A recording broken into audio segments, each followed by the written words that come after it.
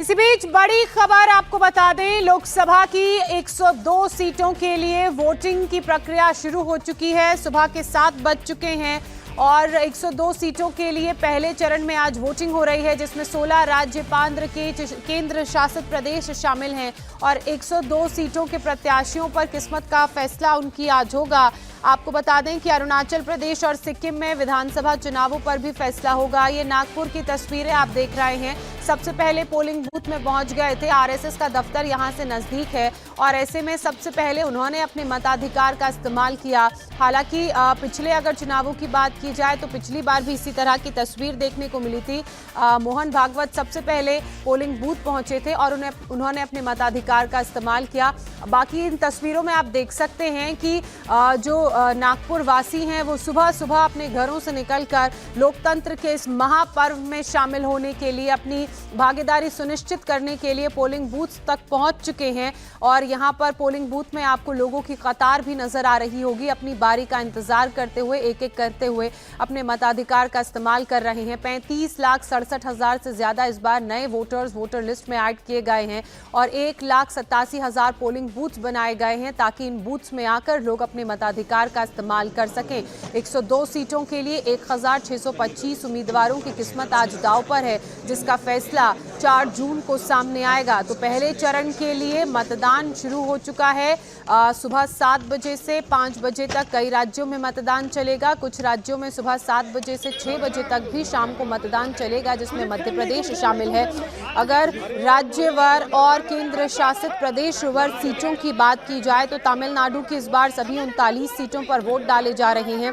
इसके अलावा उत्तराखंड की भी सभी 5 सीटों पर मतदान हो रहा है। असम, मणिपुर, मेघालय, अरुणाचल प्रदेश, सिक्किम, अंडमान निकोबार, लक्षद्वीप, पुडुचेरी, ये वो राज्य और केंद्र शासित प्रदेश हैं जहां सभी सीटों पर आज वोट डाले जा रहे हैं। 10 इनकी संख्या है। इसके अलावा राजस्थान की 12 सीटों पर पहले चरण में आज वोटिंग हो रही है।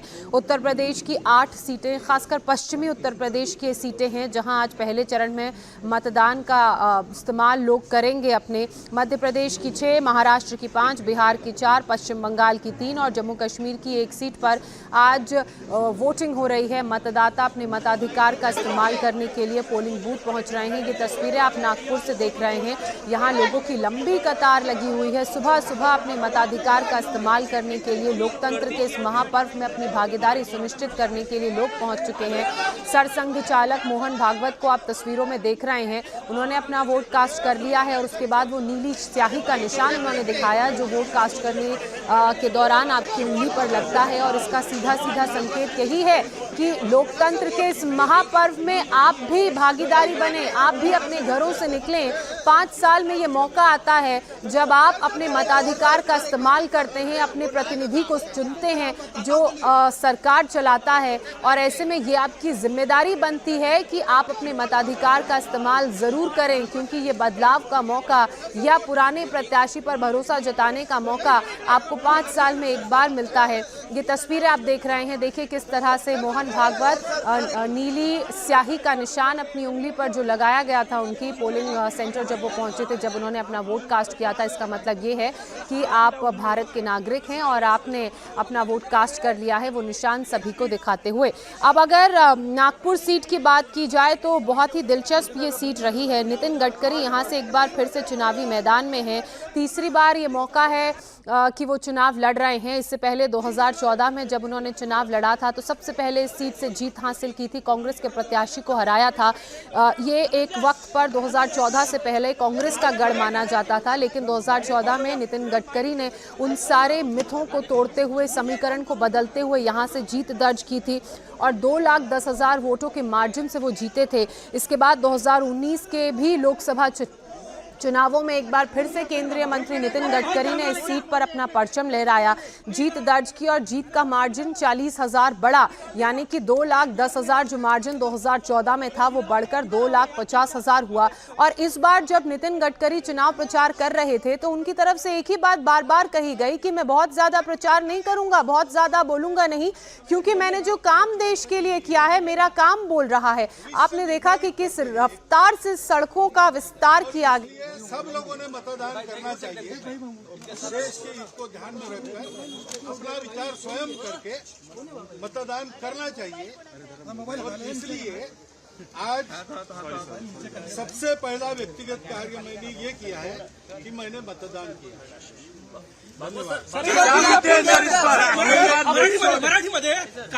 मतदान हे आपलं कर्तव्य आहे आणि आपला अधिकार सुद्धा आहे। मतदानाने येत्या 5 वर्षाकरता आपण आपल्या देशाचं भाग्य निर्धारित करतो आणि म्हणून मतदान केलेलं आहे। देख सकते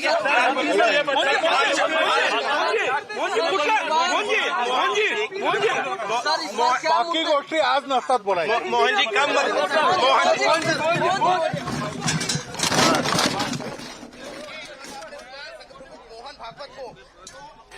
तो सुना आपने सरसंघ चालक मोहन भागवत को कहते नजर आए कि मैंने जो सबसे पहले अपना निजी काम किया है वो मतदान किया है। मतदान हमारा अधिकार है, संवैधानिक अधिकार हमें मिला है, इसलिए हमें अपने अधिकार का इस्तेमाल करना है। तो आप लोग भी इस महापर्व में अपनी भागीदारी सुनिश्चित करने के लिए अपने अपने घरों से निकलें, अपने अपने पोलिंग बूथ में जाएं और अपने मताधिकार का इस्तेमाल करें। आपके पास ये सुनहरा मौका है। अब आपको मध्य प्रदेश के छिंदवाड़ा लेकर चलते हैं, जहां से मेरे सहयोगी अनुराग अमिताभ हमारे साथ जुड़ चुके हैं। अनुराग, छिंदवाड़ा में भी वोटिंग शुरू हो चुकी होगी। ये वही छिंदवाड़ा है जिसे कांग्रेस का गढ़ माना जाता है और इस बार किला फतेह करने की कोशिश में बीजेपी।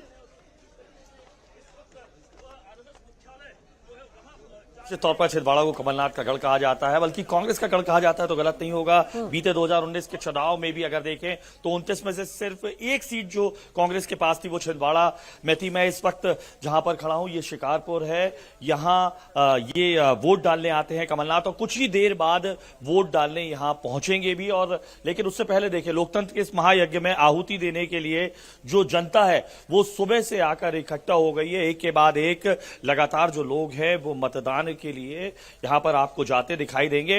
पूरी प्रतिष्ठा कमलनाथ की जो है बीते 44 सालों की, वो अगर कहा जाए इन चुनाव में दांव पर है तो गलत नहीं कहा जाएगा। कमलनाथ महज 3 महीने पहले प्रदेश अध्यक्ष के नाते जब लोग विधानसभा चुनाव हुआ था तो तमाम विधानसभा क्षेत्र तकरीबन 230 विधानसभा क्षेत्रों में लगातार घूमे थे। लेकिन ये पहली बार है 44 साल के उनके राजनीतिक करियर में जब छिंदवाड़ा में ही फंस कर रह गए कमलनाथ। लेकिन अब देखना ये होगा कि छिंदवाड़ा की जनता एक बार फिर से कांग्रेस पर भरोसा जताती है या अपना मूड और मिजाज बदलती है। आप बने रहिएगा। अब कैराना का रुख कर लेते हैं, जहां से हमारी सहयोगी ईला काजमी हमारे साथ जुड़ चुकी हैं। ईला, कैराना की बड़ी दिलचस्प सीट है। कहा जा रहा है कि बीजेपी और आरएलडी के गठबंधन से यहां जाट और मुस्लिम डिवाइड बढ़ गया है। फिलहाल किस तरह की तस्वीर आपको पोलिंग बूथ के बाहर नजर आ रही है? लोगों का पहुंचने का सिलसिला, मतदान का सिलसिला शुरू हो चुका होगा? जी बिल्कुल, आपसे कुछ ही देर में मतदान का जो सिलसिला है वो शुरू होने वाला है। ऐसे में बात करें अगर कैराना सीट की तो बिल्कुल हॉट सीट इसको कहा जा सकता है और काफ़ी चर्चाओं में रही है ये हॉट सीट। अगर बात करें 2014 से पलायन का यहाँ पर मुद्दा उठा था और बीच बीच में उस मुद्दे को हवा भी मिलती रही, लेकिन यहाँ के लोगों का कहना ये है कि और भी कई सारे मुद्दे हैं, जैसे रोजगार हो गया और यहाँ पर साफ सफाई का मुद्दा हो गया, पानी का साफ, बिजली का मुद्दा हो गया। तो ऐसे कई सारे मुद्दे हैं। पहले मैं आपको बता दूं कि यहाँ पर 17 लाख के आसपास वोटर्स हैं, जिनमें से 9 लाख पुरुष वोटर्स हैं और साथ ही साथ जो है 8 लाख के आसपास महिलाएं हैं। 66,000 यहाँ पर युवा वोटर्स भी हैं। अब बात कर लेते हैं प्रत्याशियों की, तो 14 प्रत्याशी हैं और करीब 1700 पोलिंग बूथ। लेकिन जो मुख्य मुकाबला है वो 2 पार्टियों के बीच यहाँ देखने को मिल रहा है। एक इंडी अलायंस के उम्मीदवार हैं तो दूसरी तरफ बीजेपी ने भी यहाँ से अपने प्रत्याशी को चुनावी मैदान में उतारा है। अब देखना यह है कि किस तरह से यहाँ वोटिंग प्रतिशत सामने आता है, क्योंकि जो मुस्लिम वोट है वो डिसाइडिंग फैक्टर यहाँ पर साबित होगा। हालांकि जाट और मुस्लिमों की नाराजगी भी देखने को मिल रही है।